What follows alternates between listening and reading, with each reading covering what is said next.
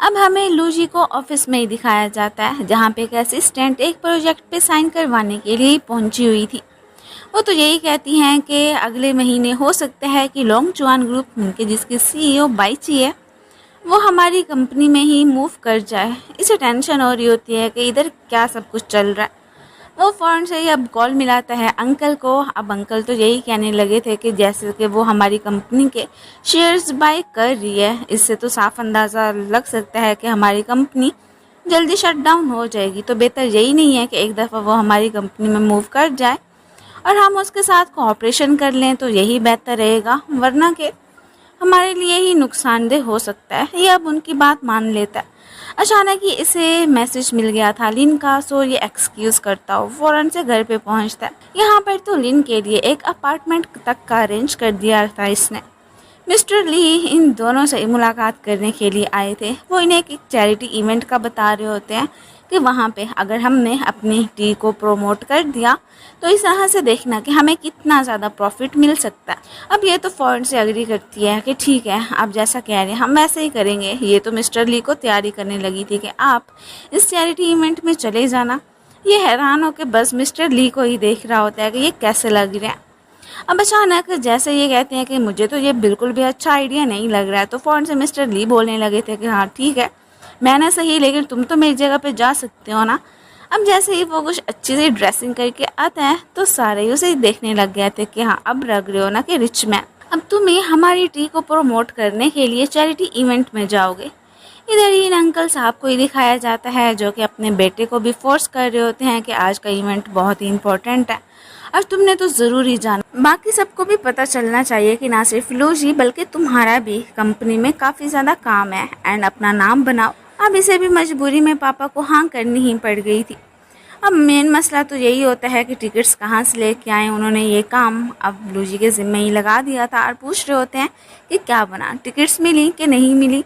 पहले तो वो सैड सा फेस बनाता है और फिर फ़ौरन से ही टिकट्स इनको दिखाने लग गया था, लेकिन इनके पास 3 की बजाय 2 ही होती हैं कि मैं तो बस इन्हीं का ही अरेंज कर पाया।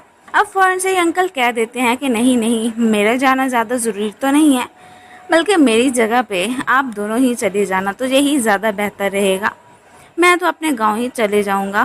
खैर ये दोनों खुशी खुशी शॉपिंग वगैरह करके आ जाते हैं कि उस इवेंट में हमने कौन सी ड्रेसिंग वगैरह करके जानी है।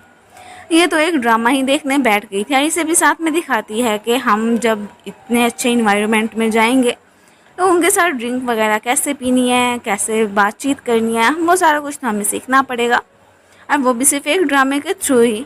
अब अचानक ही ड्रामे में किसिंग सीन आ जाता है और ये देख के बहुत ज़्यादा ही ब्लश करने लगी थी एंड शर्मिंदा भी होती है। अब जैसे उसे बंद करने की कोशिश करती है, ये फ़ौरन से उसे मना कर देता है कि नहीं कोई ज़रूरत नहीं है। और वो तो इसके काफ़ी ज़्यादा क्लोज भी आ गया था एंड अपने इमोशंस पे कंट्रोल नहीं कर पाता। वो तो लिन को किस करना स्टार्ट कर देता है और ये भी मना नहीं करती, जिस तरह से कि हमें पता चल जाता है कि ना सिर्फ ये बल्कि लिन भी इसे पसंद करने लगी है।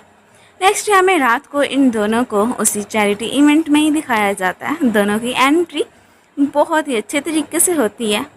अब यहाँ पे इसे तो कोई काम नज़र नहीं आ रहा था कि वैसे मैंने क्या करना है, तो ये कह देता है कि कुछ नहीं, जो भी अच्छा अच्छा मिलता है तुम खाती रहो, बाकी सारा कुछ मैं खुद ही संभाल लूँगा।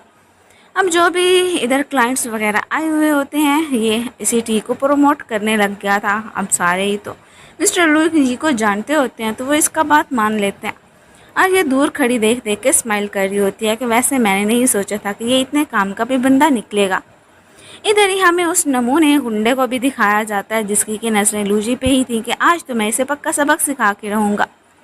इधर ये भी शहर जाने का सोच रहे होते हैं कि कब से अब बॉस को ट्राई कर रहे हैं, कॉल कर रहे हैं, लेकिन वो पिक नहीं कर रहे हैं। इससे बेहतर है कि हम चले जाएं इससे पहले कि उन्हें कोई नुकसान ही पहुंचा दें।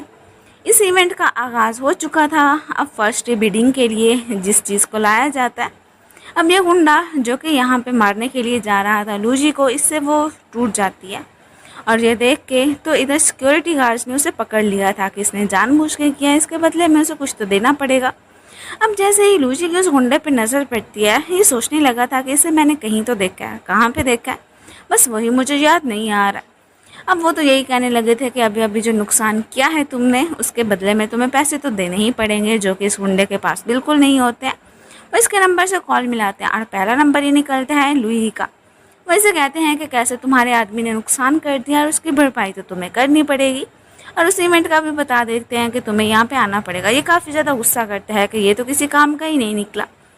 अब इसकी शामत तो इनके हाथों आई ही होती है कि इतनी आसानी से तो ये उसे नहीं जाने दे सकते थे। नेक्स्ट यह बिडिंग के तौर पे एक प्रिंटिंग लाई जाती है जो कि मिस्टर शेन की ही थी, और उसकी बिडिंग स्टार्ट हो जाती है। एंड पे इस बिडिंग को ख़त्म करने के लिए ऊपर से लुई की एंट्री हो गई थी। एक तरह से वो इधर सबको इम्प्रेस कर देते हैं कि जिस कीमत पे कोई भी लेने को तैयार नहीं था, उसने लेने के लिए हमें भर ली थी। यहाँ पे तो सारे ही अब इसको जान ही चुके होते हैं। अब जैसे ही पता चलता है लिन को कि ये जिंडू ग्रुप का ही बंदा है, तो वो फ़ौरन से उससे बात करने के लिए आ जाती है एंड बताने भी लगी थी कि ये किस विलेज से बिलोंग करती है। अब वो फ़ौरन से इसके हाथ में जो टी का पैकेट होता है वो ले लेते हैं कि क्या तुम यहाँ पे एक गांव से आके इसकी प्रमोशन करने के लिए आई थी? तुम्हें ज़रा भी शर्म नहीं आई? इस बेचारी को काफ़ी ज़्यादा क्रिटिसाइज़ करता है कि तुम लोग तो बस यही करना ही जानते हो।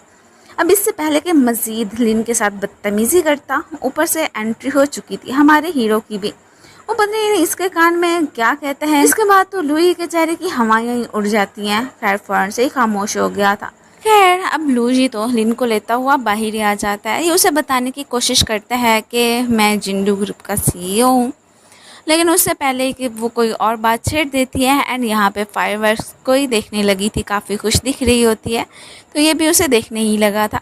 बातों ही बातों में उसे बताती है कि इसे टी से कितना ज़्यादा लगा हुआ है, इवन कि ये चाहती है कि टी से काफ़ी सारी चीज़ें भी बनाए, लेकिन इसके दिमाग में आइडियाज़ तो होते हैं, पैसे नहीं होते कि उस सब का अरेंज मैं कहाँ से करूँ। ये तो उस काफ़ी ज़्यादा इम्प्रेस होता है कि वैसे इसके जो भी आइडियाज़ हैं बहुत ही बेहतर हैं। दोनों एक दूसरे का हाथ पकड़ के चले जाते हैं। अब जैसे तैसे करके असिस्टेंट्स का इसके साथ रब्ता हो गया था। अब जो इस प्लेस इसने बताई थी वो फ़ौरन से मिलने के लिए आ जाते हैं एंड इसे वो कैमरा भी दिखाने लगे थे, हिडन CCTV कैमरा के आपके रूम में किसने फ़िक्स किया। ये कह देते हैं कि ठीक है, जैसा कि वो चाहते हैं मुझ पे नज़र रखना, तो क्यों ना हम उनको उन्हीं के चाल में ही फंसा दें। देखते हैं कि आगे फिर क्या नतीजा निकलता है। फिर हमें बाइची को दिखाया जाता है जो कि कॉल करके उससे मिलने के लिए ही लुई को बुला रही थी। नेक्स्ट उसे दिखाया जाता है, वो इसे एक फ़ोटो दिखाती है जिसमें कि लू जी घूम रहा था लिन के साथ। मिन के इन्हें पता था कि गांव में जाके उसका कुछ और ही कनेक्शन बन चुका है। यहाँ पे दोनों अपने ही उसी प्रोजेक्ट के बारे में बात कर रहे थे। इस मैडम के तो फुल इरादे होते हैं कि वो इनकी कंपनी पर कब्जा जमा ले। इधर फिर से उसे अपना एक काम करने को ही बोलने लगी थी। पापा ने भी रात को लूजी को ही बुलाया ही होता है एंड देन यहाँ पे उसे यही कह रहे होते हैं कि देखो अब बस चंद दिन ही रह गए हैं और मैं नहीं चाहता हूँ कि जो 1 महीने का टाइम लिया है लूजी अपने उस मिशन में सक्सेसफुल हो। उससे पहले हमें कुछ ना कुछ तो करना ही पड़ेगा। वो कंपनी संभाले, ऐसे तो मैं ज़िंदगी में कभी होने नहीं दे सकता हूँ। ये यही चाहते हैं कि इनका बेटा ही सारी चीज़ों की रिस्पॉन्सिबिलिटी ले और उसे ही हाइप मिलती रहे और किसी को नहीं।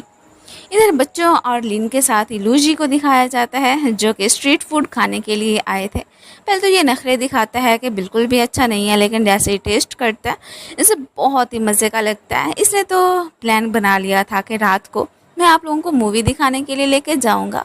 बच्चे तो काफ़ी ज़्यादा खुश हो जाते हैं, बट अचानक ही इसे इधर इसके कज़न की कॉल आ जाती है जो कि रात को होने वाली मीटिंग का ही बता रहा था कि तुम्हें हर हाल में पूरे टाइम पे वहाँ पे पहुँचना है। अब क्या इरादे थे इन साहब के वो तो हमें आगे ही मालूम होंगे।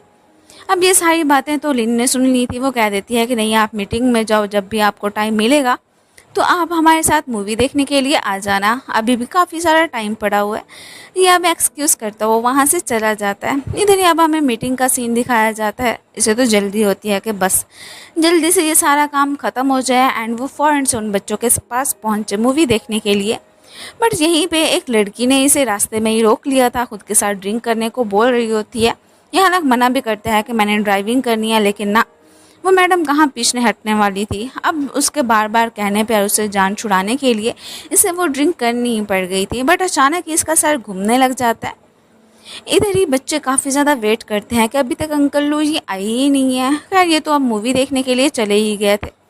इधर इसे चक्कर आ रहे होते हैं। ज़ाहिर है ड्रिंक में तो उसने कुछ मेडिसिन वगैरह मिला ही दी थी। अब यही लड़की इसे अपनी गाड़ी में बिठा के चली जाती है और रास्ते में अचानक ही बाईची की भी उन पे नज़र पड़ गई थी और उसे काफ़ी ज़्यादा गुस्सा आ रहा होता है और जेलिसी भी हो रही होती है कि इस वक्त लूजी किसी और लड़के के साथ क्या कर रहा है, उसे तो मैं बिल्कुल नहीं छोड़ूंगी। अब ये काफ़ी सारी कॉल्स मिलाती है ताकि लूजी कॉल उठा ले और उनसे उनके पास पहुंच जाए, बट इन मैडम ने तो उसका फ़ोन ही ऑफ कर दिया था और साथ में इसकी फ़ोटोज़ वगैरह बनाने लगती है, इवन की वीडियो तक बना ली होती है कि इसकी रेपुटेशन देखो मैं कैसे ख़राब करती हूँ। अब हमें तो साफ ही पता चल रहा होता है कि इसके पीछे इसके अंकल एंड इसके कज़न लुई का ही हाथ है। यही तो वो हमेशा करना चाहते थे कि बस इसका स्कैंडल बने और जो प्रोजेक्ट इसे दिया हुआ है चुपचाप ये साइड पे हो जाए। इसी के साथ ही ये पार्ट ख़त्म हो जाता है। Thank you so much for watching.